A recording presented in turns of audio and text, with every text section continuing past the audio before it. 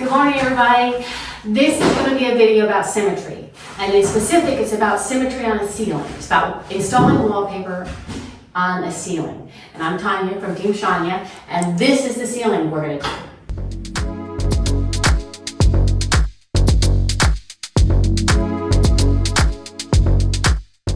do. So for not every wallpaper, but for a lot of wallpapers, symmetry is going to be important.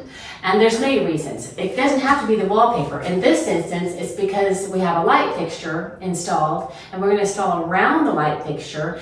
And so we want to try to put a seam in the middle of the light fixture. This wallpaper doesn't show a lot of panel effect, but we still want to have that seam there, and it'll still look better because you might see a little bit of a seam on this wallpaper. We're going to be installing a mica today, and it is going to be beautiful. This is one of the best applications for a mica in our opinion, because with the uplighting of the light, it's going to look iridescent. And this is a Philip Jeffries mica, and it's like crushed mica. So it's a smaller mica, and it looks like shells that have been crushed and put on paper. So I'm going to go up. It's kind of a tall ceiling. So I'm going to go up, and I'm going to get the width of the ceiling. Actually, I'm just going to measure both sides. And so that will help me know.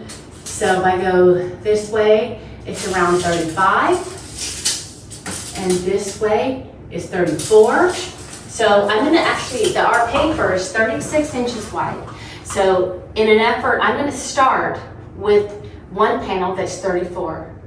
And then the second panel we'll put at 35, or we'll leave at 36. So I'm going to start with a cut width panel, and it should come right in the middle of this chandelier. And let's get our length. And our exact length is 79. So I'm probably going to make it 81.